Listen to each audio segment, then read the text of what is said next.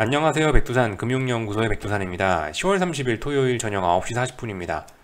제가 어젯밤에 어떤 기술적인 이야기를 하는 영상을 올리겠다라고 이야기를 드렸는데 어떻게 하다 보니까 갑자기 좀 바빠져가지고 지금 토요일 밤인데 지금 이걸 녹화를 하고 있게 됐네요. 네.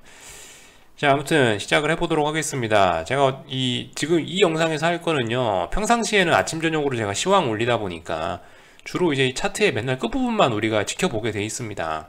끝부분만 지켜봤는데요, 이거 말고 오래간만에 또 토요일 저녁이고 하니까 좀 여유로운 시간이니까 좀 뒤에서부터 멀리 좀 지켜보는 이런 영상을, 이런 관점으로 한번 시장을 살펴보도록 하겠습니다. 뭐 몇 년 정도 아니면 몇 10년 정도의 그런 관점에서 지금은 우리가 어디쯤에 와 있나 요런 거를 좀 살펴보는 시간을 가지겠다고요. 그래서 기술적인 이야기를 한다라는 건 차트 본다라는 이야기고요. 차트를 여러분들과 보긴 볼 건데 어떤 차트를 볼 거냐, 오늘은 이격도를 위주로 해서 좀 이야기를 하겠습니다. 이격도라는 거는 기본적으로 두 물체가 얼마나 떨어져 있냐, 니네 둘이 얼마나 떨어져 있니, 이거를 숫자로 표현한 게 이격도죠. 그죠? 이게 이격도입니다. 수많은 거를 비교하는 이격도가 있을 수 있을 텐데, 저 같은 경우는 오늘 주가와 장기 평선의 이격도를 위주로 해서 이게 얼마나 두 개가 떨어져 있냐를 주로 살펴볼 예정입니다. 왜 장기 평선을 살펴볼 거냐, 지금 저는 장기적인 관점으로 투자를 하는 사람이기 때문에, 제가 뭐 단타 안 좋아하죠. 제 영상 오래 보신 분들은 아시죠. 중장기 투자 좋아하기 때문에 그에 맞게, 투자 성향에 맞게 장기 평선과 주가의 이격도를 보겠다라는 겁니다. 단타를 좋아한다, 나는 샀다 팔았다는 거 좋아한다 하시면 좀 더 짧은 이평선들을 사용하시면 되겠죠. 예를 들면 뭐 21선, 61선 이런 거 쓰시면 될 겁니다.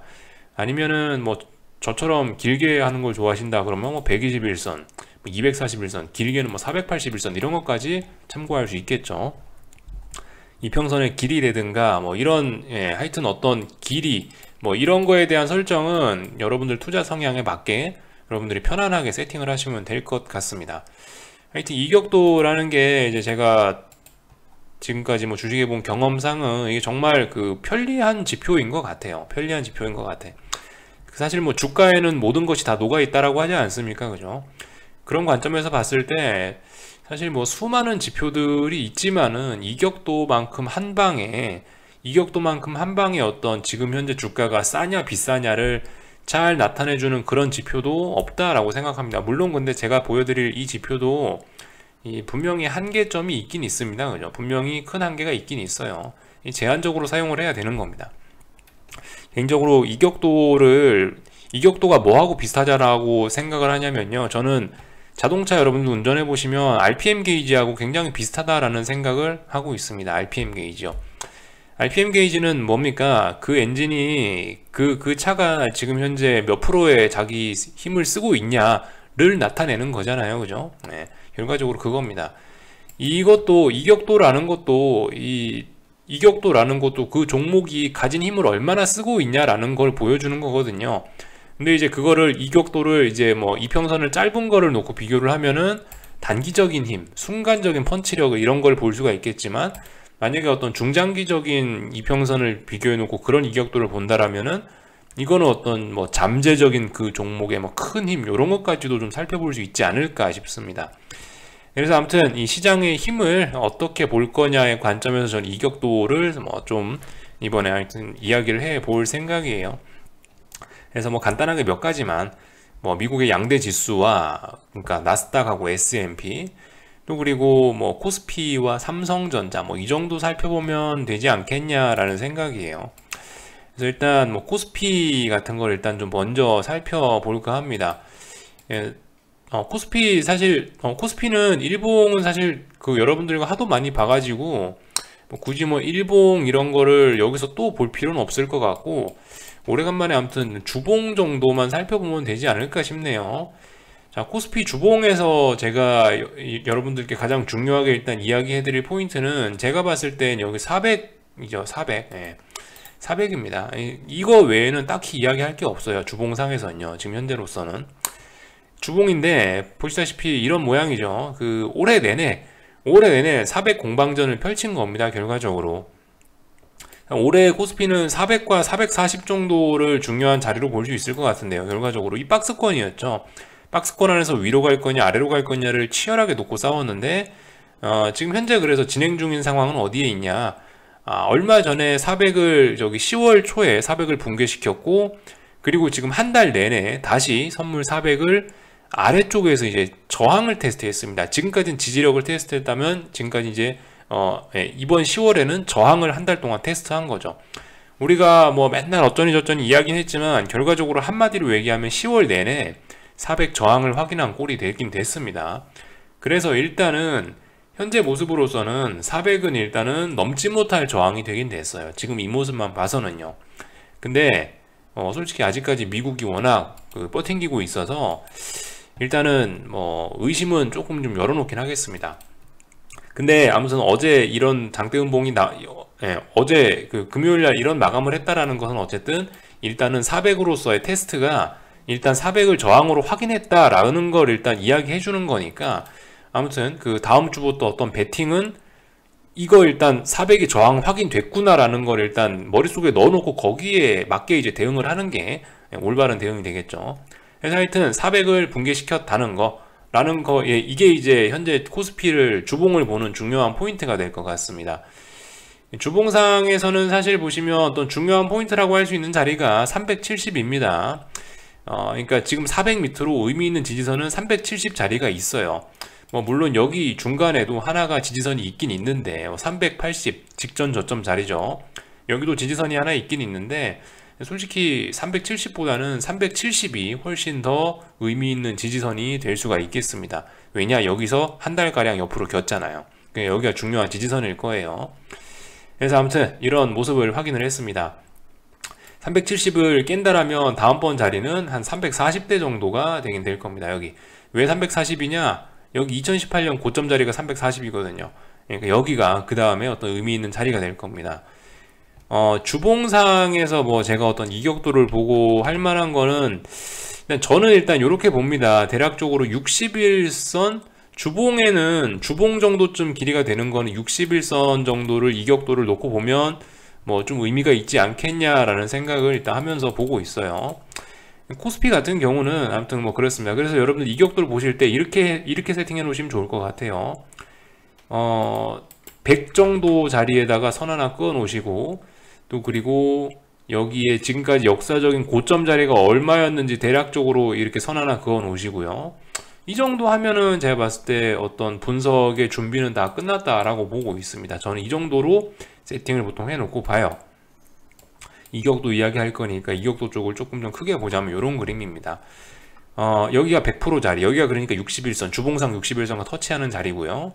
이 위에는 주봉상 61선이 지금까지 피크 쳤던 자리들입니다.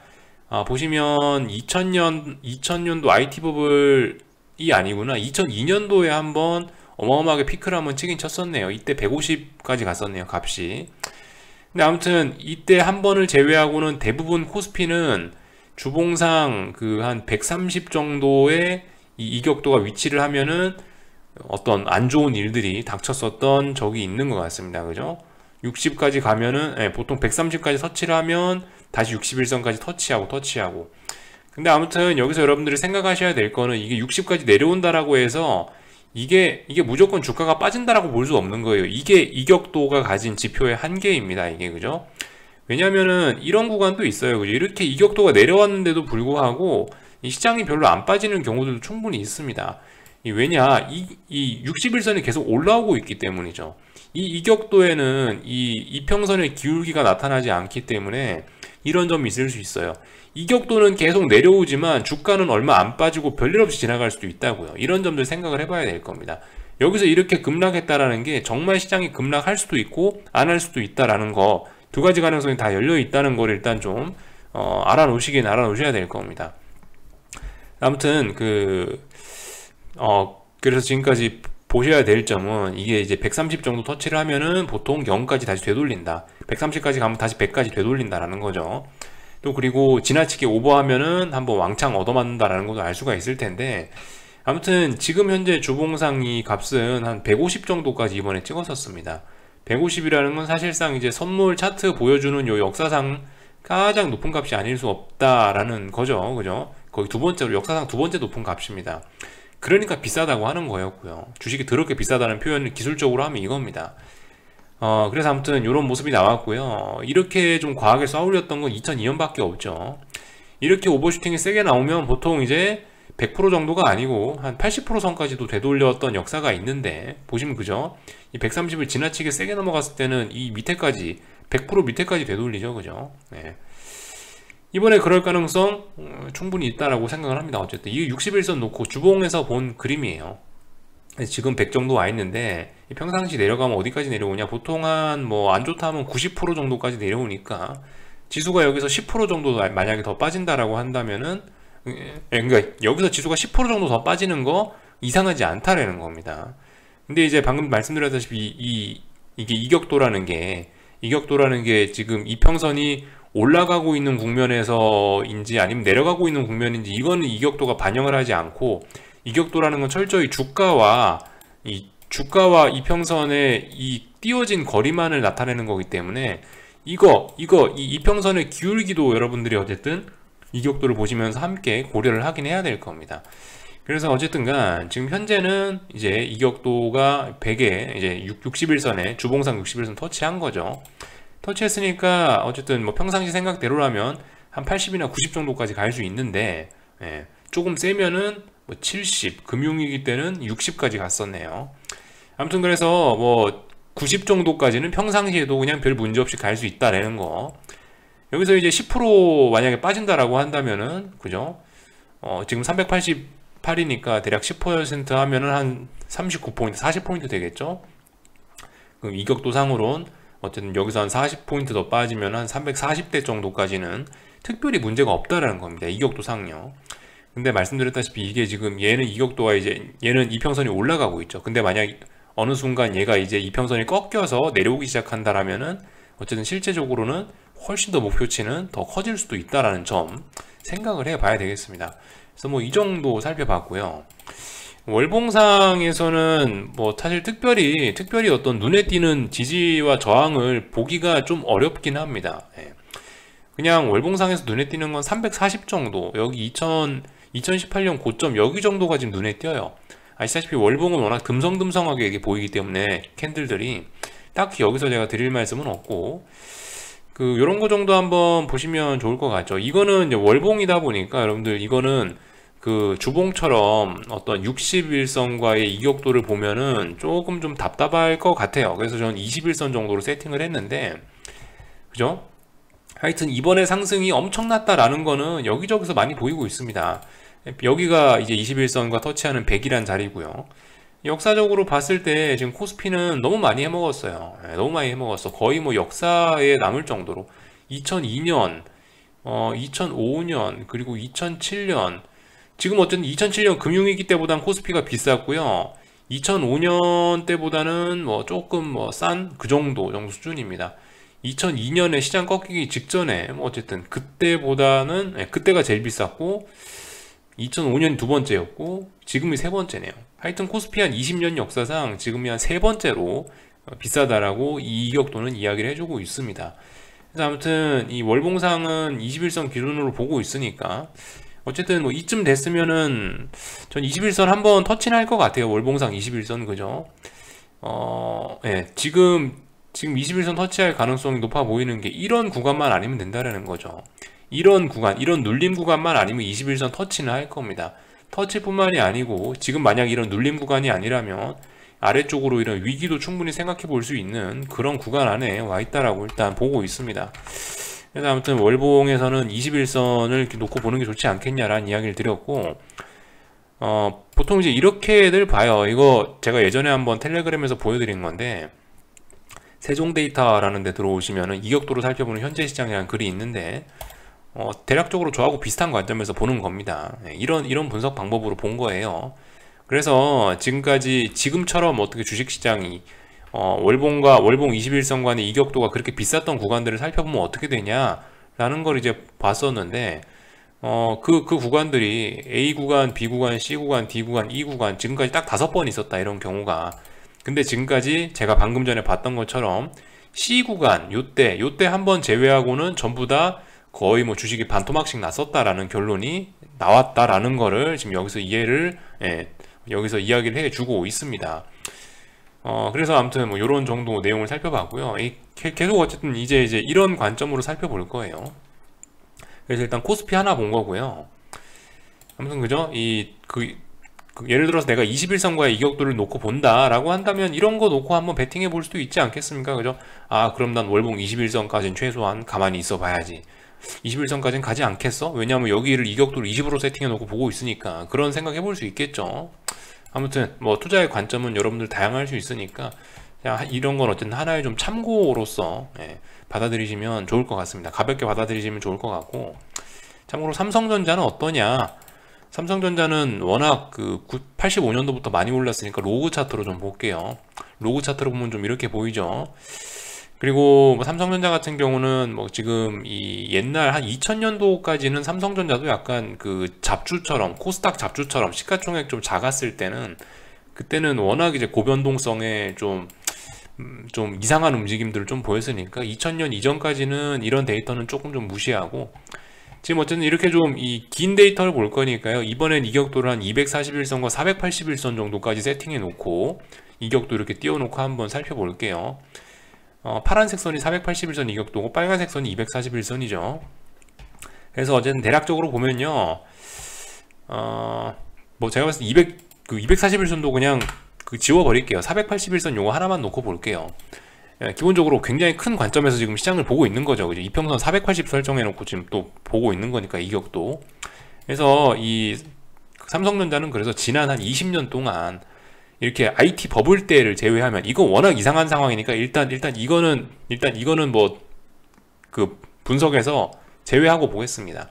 이거 제외하면은 이제 지난 20년 동안에 삼성전자는 이제 481선과 주가의 이격도가 어느 정도에서 움직였냐? 보통 150% 정도까지 벌어지기도 했었다라는 거.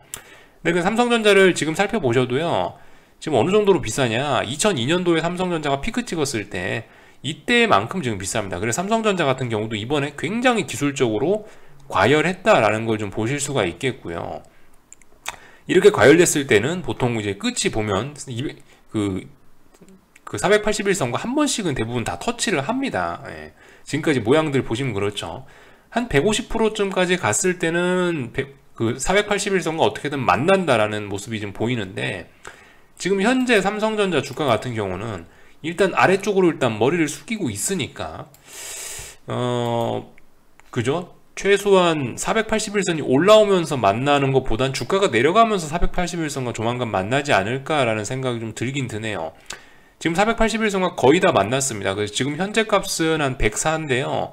여기서 한 5% 정도 더 빠지면은 66,000원 선에, 일봉상 66,000원 선에 그죠?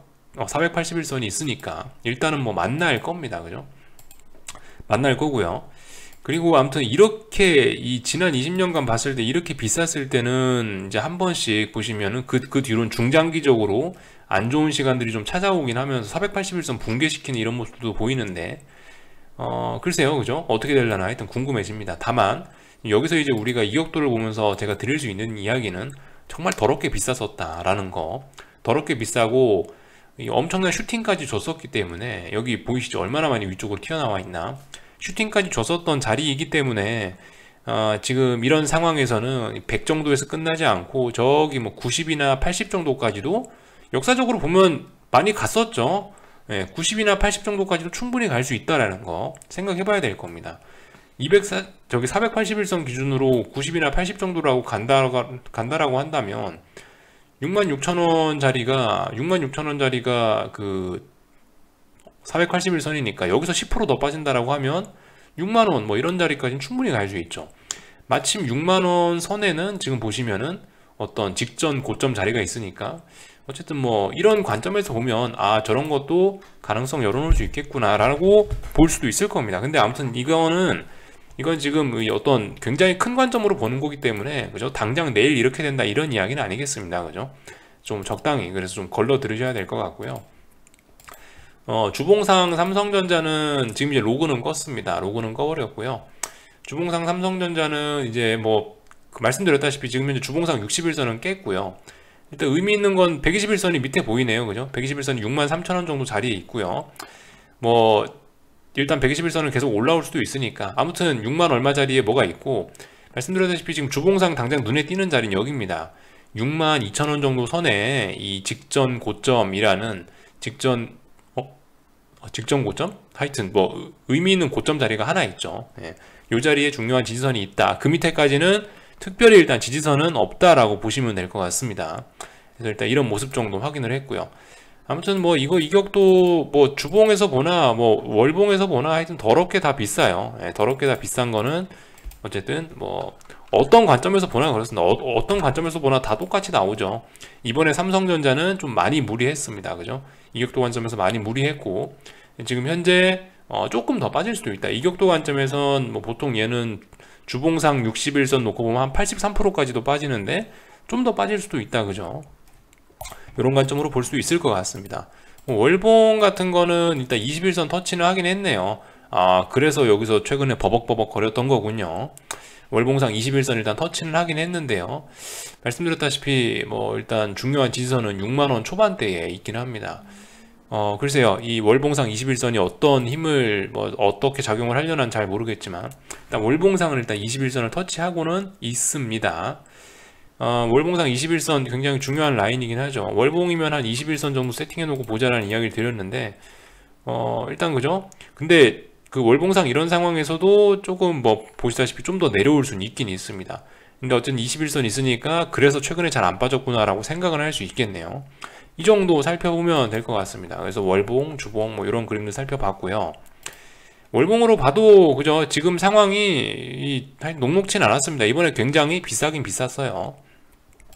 그래서 코스피하고 코스닥, 코스피하고 삼성전자 이런 거 같은 경우는 지금 할 얘기가 많았던 게 보시다시피 이게 이미 코스피하고 삼성전자는 한번 꺾이기 시작했고 이미 그리고 이 하락이 어느 정도 좀 진행 중이라 가지고 이제 다음번에 지지선도 찾아야 되고 뭐 고점도 찾아야 되고 이런 점들이 있는데, 그래서 미국장을 한번 이제 이쯤에서 보긴 볼 건데요. 미국장은 사실 근데 특별히 뭐 지금 여기서 사실 그렇게 한국장 것처럼 제가 어떤 분석을 할 만한 게 그렇게 썩 없습니다. 사실 왜냐, 눈만 뜨면 아직도 계속 신고가에 가고 있기 때문에, 신고가 가고 있는 상황에서는 이런 이격도 분석 이런 게 사실 특별히 할 말은 없거든요. 아무튼 여기에서 이제 제가 여러분들과 주목할 만한 포인트는 몇 가지만 좀 짚고 넘어갈게요. 일단은 일봉상으로 나스닥인데, 나스닥 이렇게 좀 길게 좀 볼게요.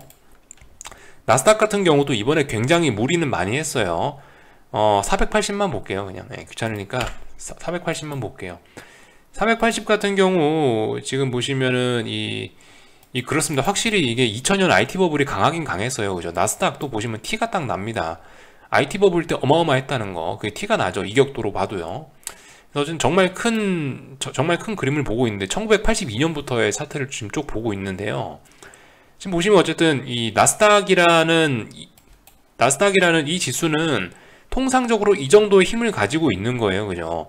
481선을 기준으로 해서 많이 오르면은 한 135% 정도의 이격도를 벌릴 수 있는 게, 이게 이제 나스닥 지수가 가진 어느 정도의 힘입니다. 근데 이 힘을 너무 무시하고 너무 오버하게 끌어썼을 때는 어떻게 됐다? 개박살이 났었다라는 거를 확인하실 수가 있을 거예요. 그리고 이때 너무 힘을 무리하게 몰았으니까 장기간에 걸쳐서 안 좋은 일들이 있었다라는 것도 확인을 할 수가 있는데요. 이번 같은 경우는 얼마나 비쌌냐, 역사적으로 봤을 때 이거 나스닥 1984년부터 봤을 때 IT 버블 한번 제외하면 지금 나스닥이 제일 비싼 축에 와 있긴 합니다. 제일 비싼 축에 와 있고요. 이게 그리고 지금 나스닥 지수가 계속 신고가는 쓰고 있어요. 그죠? 계속 신고가는 쓰고 있는데, 이 어쨌든 겉으로는 지금 굉장히 힘이 막 넘쳐 보이는데, 사실 근데 내부적으로는 이 나스닥 지수도 좀씩 맛이 가고 있긴 합니다. 그런 점을 이제 뭘로 보냐면 다이버전스로 보면 될 거예요. 이 보시다시피 이게 어떤 힘이 계속 있고 올라가려면은 시장 고점이 계속 높아짐과 동시에 다이버전스도 그러니까 계속 이격도도 올라가야 될 거예요. 그죠? 이런 게 건전한 걸 겁니다. 이격도를 계속 벌리면서 고점이 같이 높아지면 건전한 상승이 될 수 있을 텐데, 근데 지금 보시면 이제 이격도가 어느 순간부터 이제 다이버전스가 많이 나타나고 있죠. 언제부터 나타났냐? 일단 이 자리는 괜찮습니다. 9월달 고점, 또 그리고 이 자리가 언제죠? 그리고 올해 2월 고점 비교해 보시면 이때는 괜찮아요. 이격도가 계속 높아지고 고점도 높아지니까 건전해요. 이때까지는 힘이 있어요. 근데 이 순간부터는 지금 보시면 고점이 최근에 계속 높아지고 있는데도 불구하고 이격도는 계속 낮아지고 있습니다. 나스닥이 일단 힘을 너무 많이 쓰니까 내부적으로는 조금 좀 썩어 들어갔나 봐요. 그래서 일단 이런 모습들이 계속 보이고 있습니다. 일단은 뭐 힘은 빠지고 있네 라는 이야기 정도는 할 수 있는데, 근데 말씀드렸다시피 지금 계속 신고가를 쓰고 있으니까 아직까지 이게 숏배팅을 쉽게 할 수는 없습니다. 그죠? 하면은 아직까지는 안 될 것 같죠.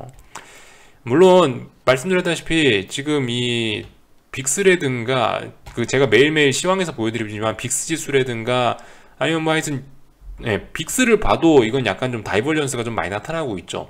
고점 계속 나타나고 있는데 나스닥 지수의 변동성은 계속해서 저점을 지키고 있으니까요. 뭔가 이상한 거죠.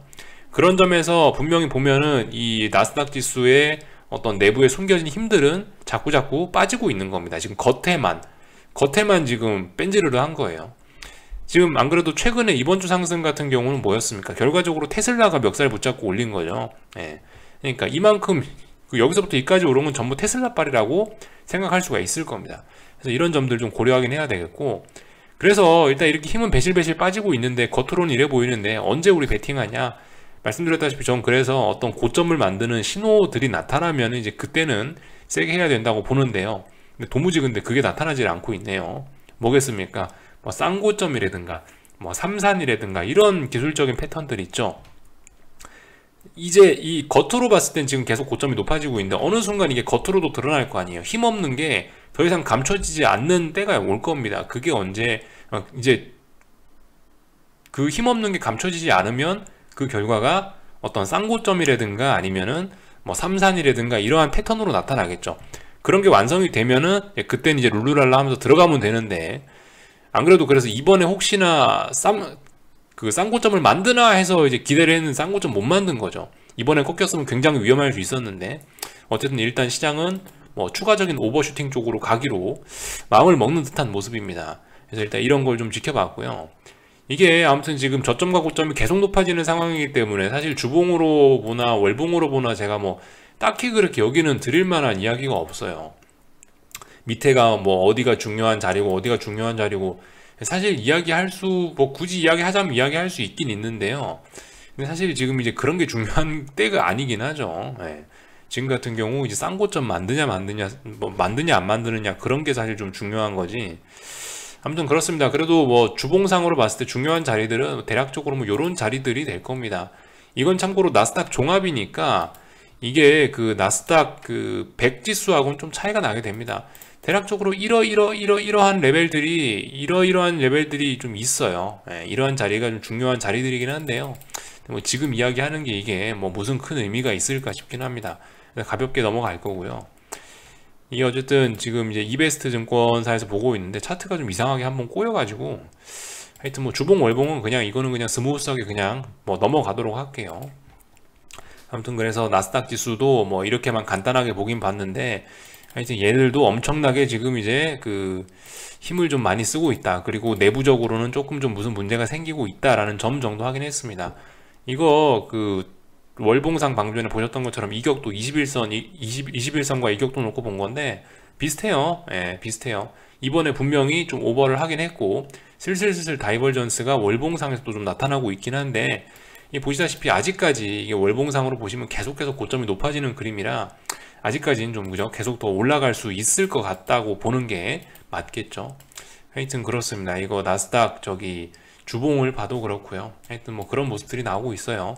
굉장히 강하다 라는 이야기를 좀 했고요. 여러분들 S&P도 사실 비슷합니다. 근데 S&P에서 사실 여러분들께 제가 보여드리고 싶은 거는 그 이격도는 사실 그 나스닥에서 본 거 정도로만 해도 사실 충분해요. S&P도 여러분들 이격도 띄워보면은 다 지금 장난 아니고 방금 말씀드렸던 나스닥에서 봤던 포인트들 다 나타나고 있어요. 이격도 다이버전스 나타나고 있고 역사적으로 제일 비싼 자리고 이런 특징들이 나타나고 있는데요. 제가 그 S&P에서 보여드리고자 하는 건 좀 다른 지표입니다. 요거 하나는 좀 여러분들과 이야기를 하고 싶은데 너무 지금 영상 뒤에서 이야기하다 보니까 이까지 다들 보시려나 모르겠네요. 이게 뭐냐면은 요거 먼저 보여드리겠습니다. 종목 코드는 SOTH입니다. 이게 예전에 사실 제가 한번 보여드렸던 거긴 한데요. 오래간만에 다시 보는 겁니다. SOTH라는 게 뭐냐면은 S&P 500개, S&P 500 종목들 중에서 200일선 위쪽에 있는 종목의 비중이 몇 프로가 되느냐를 나타내는 겁니다. 그러니까 이런 지표 같은 경우는 뭐겠습니까? 이게 어떤 S&P 지수의 건강 상태를 살펴보는 그런 지표가 되겠죠. 네. 요거를 그래서 이 선으로 표시를 해놓고 여기다 한 가지 지표를 더 겹쳐보도록 하겠습니다. SOFI입니다. 다음 거는요. FI는 뭐냐? 방금 전에 이야기했던 건 200일선이죠. 근데 이거는 50일선입니다. 50일선 위쪽에 있는 종목의 비중이 몇 프로나 되느냐를 나타내는 게 SOFI란 지표예요. 그래서 이거 두 가지를 지금 겹쳐놨습니다. 참고로 지금 현재 두 값은 각각 60과 70이네요. 이렇게 보실 수가 있겠습니다. 근데 여러분들 눈치 빠르신 분들은 딱 벌써 아시겠죠? 제가 무슨 이야기를 하려고 그러는 건지. 여기다가 S&P를 겹쳐놓으면 모양이 어떻게 되냐? 명백한 이거 다이버전스가 좀 나타나긴 합니다. 최근 보시면 이제 시장 고점은 계속 높아지고 있는데 어떻습니까? 이게 계속 51선과 200일선 그런 중요한 이평선들 위에 있는 종목들 수는 계속 감소하고 있어요. 이 이야기가 뭐냐? 내부에 힘이 빠져가고 있다라는 거죠. 겉으로는 번지르르한데 내부 힘이 좀 슬슬 빠져간다라는 거. 이게 그 지표가 될 겁니다. 그러니까 뭐예요? 최근의 상승은 대형주 몇 종목들이 이끌었다라는 거죠. 그러니까 이게 미국 시장이 겉으로는 되게 좋긴 한데 이 한국 시장에서 한국 주식 시장에서 그 주식하시는 분들과 비슷한 그런 마음가짐인 거예요. 그러니까 대부분들 지수는 오르는데 내 종목이 왜 안 오르지라고 다들 뒤통수를 끓고 있는 그런 상황인 겁니다. 겉으로는 번지르르 해 보이죠. 근데 다들 투자자들의 속은 좀 타들어가고 있는 이런 모습이 나타나고 있습니다. 그게 언제부터? 여기 4월 중순쯤부터 해서 그런 모습이 나타났다라는 겁니다. 미국도 어쨌든 6월달에 긴축한다라고 이야기를 하긴 했는데 그 전부터 해서 아무튼 미국 주식시장 이 각종 종목들의 힘은 빠지고 있다라는 거. 근데 지수는 올라가는 거 보니까 테슬라가 여기도 다 해먹었다라는 거를 좀 볼 수가 있겠죠. 근데 어쨌든 이 지표를 가지고 이러니까 위기가 온다라고 막 그렇게 볼 수까지는 없습니다. 다만 이제 여기서 이야기를 할 수 있는 건 이거 종목들이 시장을 받치는 종목들이 좀 약해지고 있구나라는 정도의 힌트를 얻을 수는 있을 것 같죠.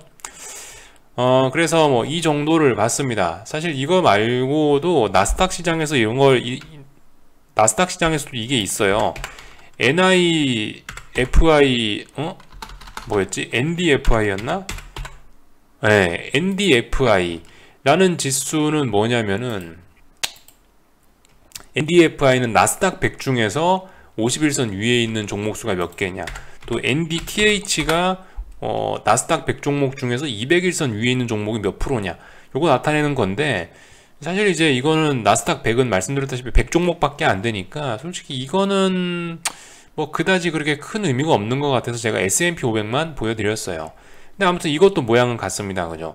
나스닥은 계속 여러분들 아시다시피 어제까지에도 신고가를 계속 썼는데 근데 보시면 이 종목들의 나스닥 종목도 힘은 빠지고 있죠. 이런 모습들을 확인할 수 있을 겁니다. 이게 종목이 보시면 작년 3월달에 올라갔던 것처럼 시장이 반등하면서 종목들도 같이 올라주면 시장이 정말 힘이 있는 건데 어느 순간부터 이게 시장은 계속 올라가는데 이게 종목들은 힘이 빠지면 뭐겠어요? 별로 힘이 좀 약한 거겠죠. 그래서 하여튼 뭐 이런 지표들 오래간만에 잊지 말으시라고 한번 좀 보여드렸고요. 그래서 일단 뭐 여기 정도까지 하면 되지 않을까 싶습니다. 그리고 참 이것도 보여드리고 싶었는데 타이밍을 좀 놓쳤네요. 아무튼 그렇습니다. 이런 점들 우리 이런 지표들 한 번씩 좀 잘 보자고요. 미국 가정의 주식 비중이라고 합니다. 미국 가정의 주식 비중인데 1952년부터 나온 자료인데 지금 현재 그죠? 굉장히 높은 비율을 보이고 있네요. 주식은 언제 오를 수 있겠습니까? 누군가 사줘야 오를 거 아닙니까? 그죠? 근데 지금 이제 모든 사람들이 다 주식을 샀으면 이제 누가 주식을 사줄 거냐고요. 그죠? 지금 모든 사람들이 다 주식을 들고 있으면 다음에 사줄 사람이 없지 않을까? 라는 게 일단 그런 생각을 일단 좀 해봐야 되지 않을까 싶어요. 그 외에 좀 몇 가지 이야기하려고 띄워놓은 것도 있긴 있는데 여러분들 제가 방금 전에 이격도라는 측면에서 이야기를 드렸지만은 한번 이런 것도 한번 검색해 보시면 좋을 겁니다. S&P 500 뭐 히스토릭 PER 뭐 이런 거 찾아보시거나, 아니면 여기 앞에 있는 숫자 나스닥으로 바꾸면 또 나스닥 지수 나오는 거겠죠. 나스닥의 역사적인 PER, 아니면 PER이 아니고 뭐 아니면 뭐 PBR 이런 거 보셔도 되겠죠. PBR 이런 거 보셔도 되고요. 하여튼 이런 식으로 역사적인 데이터들을 이렇게 쭉 보면은, 그래서 일단 이런 지표들이 많이 나오고 있습니다. 이런 지표들이, 이런 거 보시면서 지금 현재 주식시장이 얼마나 높은 위치에 와 있는지 이런 거 파악할 수 있거든요. 그리고 이렇게 뭐 역사적인 순간, 뭐 이런 순간이 있은 다음엔 그 시장의 반응이 어땠는지도 우리 한번 살펴볼 필요가 있을 거고요. 그죠? 아무튼 뭐 그렇습니다. 역사는 늘 반복되는데요. 하여튼 이번에는 좀 역사에 비해선 더럽게 비싸긴 하네요. 이게 하여튼 유동성 빨일 텐데, 일단 당장 다음 달 11월부터 유동성은 줄어든다라고 합니다. 뭔가 시장의 변화가 벌써 나타나고는 있는데 아직까지 미국은 일단 버티고 있죠. 겉으로는 굉장히 일단 튼튼해 보이는데, 방금 일단 말씀드린 이런 것들처럼 일단 속으로는 오래전부터 골마 들어가고 있고요. 그래서 이게 이제 속으로만 골마 들어가던 게 겉으로도 튀어나오는 순간이 있을 텐데, 지금 이제 저는 그 순간을 노리려고 하고 있는데 그 순간이 안 나오고 있어서 좀 깝깝하네요. 그래서 일단 주절주절 해서 여기까지 좀 이야기를 했습니다. 궁금한 거는 리플 남겨주시고요. 이거는 어쨌든 좀 편안하게 보셨으면 좋겠어요. 이게 너무 큰 의미를 부여하지 마시고, 어쨌든 세상 일 아직 어떻게 될지 모른다라는 생각을 가지시고 늘 의심하시고, 이거는 여러분들의 투자의 어떤 여러분들 투자 실력이나 뭐 투자 관점을 더하는 데 있어서 하나의 좀 그죠, 도움 영상 정도로 가볍게 활용하셨으면 좋겠습니다. 여기까지 할게요. 궁금한 거 리플 남겨주시고 또 주말 잘 보내시고 월요일 날 뵙도록 하겠습니다.